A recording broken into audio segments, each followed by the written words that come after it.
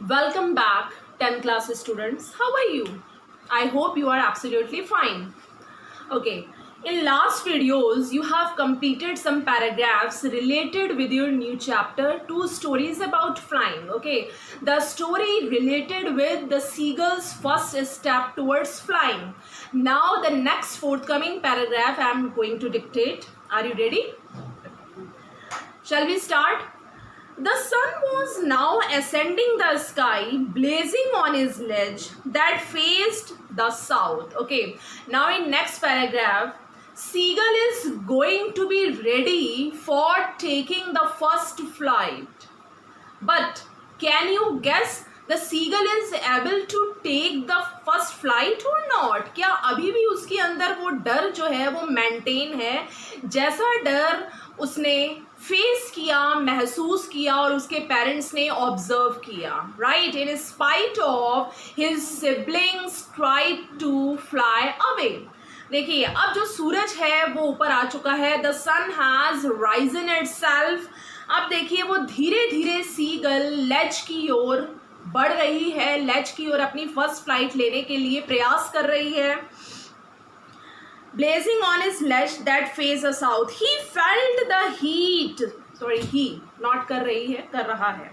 He felt the heat because he had not eaten since the previous nightfall. आपको पता है कि seagull ने पिछले 24 आवर्स से कुछ भी खाया नहीं है. Okay, because his parents didn't allow him not to take a single bite of anything. इसलिए पूरी रात बिना खाने के उसने गुजारी है, पूरी रात बिना खाए वो सोया है सीगल.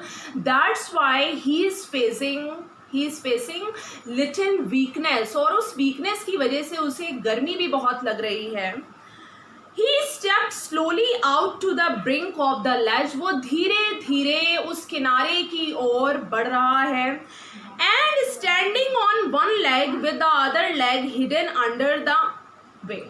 और एक लेग को आगे बढ़ाया उसने और एक लेग को विंग्स के अंदर छुपाए हुए है. वो अभी भी थोड़ा सा डर है उसमें, पूरा कॉन्फिडेंस नहीं है उसके अंदर अभी.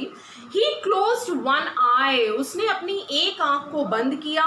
Then the other. उसके बाद दूसरी आंख को बंद किया. Means with closed eye seagull wanted to take the first flight and pretending to be falling asleep. लेकिन देखिए, आंखें बंद करने का जो इंडिकेशन था वो किस लिए था? इंडिकेशन कि मुझे अभी नींद आ रही है. ओके, तो अभी मैं गहरी नींद में हूँ, क्योंकि वो जताना चाहता था, एक्सप्रेस करना चाहता था अपने पेरेंट्स के सामने जो उसे ऑब्जर्व कर रहे हैं कि अभी वो नींद में है.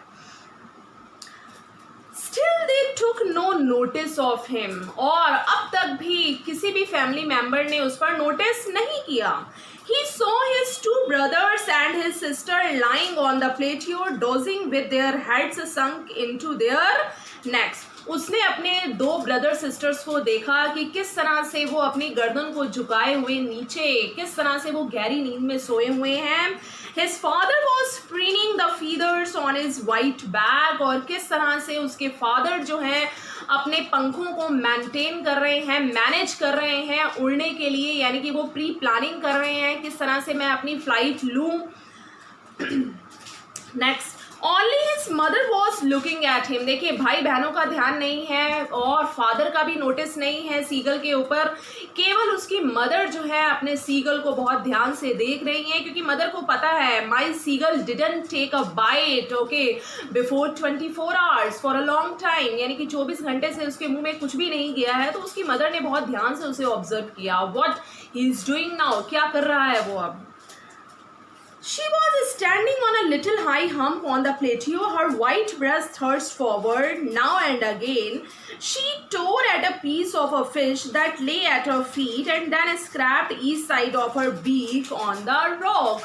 और उसकी मदर ने क्या किया, उसकी मदर के पैरों के पास जो एक फिश का टुकड़ा पड़ा हुआ था, उस फिश के टुकड़े को अच्छे से उसने रब्ड किया, स्क्रैप किया, क्योंकि वो देना चाहती थी उस रॉक के साथ उसने स्क्रब किया. वो देना चाहती थी उस फिश पीस को किसकी तरफ? सीगल की तरफ. The site of the food मैडेंड him. जैसे ही सीगल की नज़र जो है उस पीस पर पड़ी, वो पहले से ही इतना भूखा था. ओके, तो इसलिए उस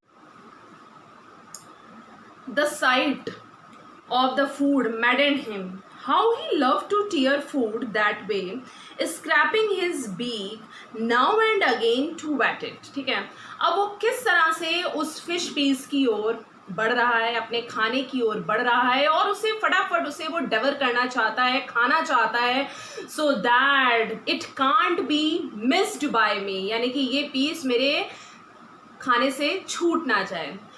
ही इज़ वेरी डिस्टर्ब्ड. एक डिस्टर्ब तो था, एक रीज़न उसकी डिस्टर्बेंस का था कि उसने खाना नहीं खाया था. दूसरा कि मेरे अंदर डर है, उस डर की वजह से मैं उड़ नहीं पा रहा हूँ. Okay, these two things are merged together in his mind. Now this paragraph is completed. In next video the other paragraphs will be there. Thank you.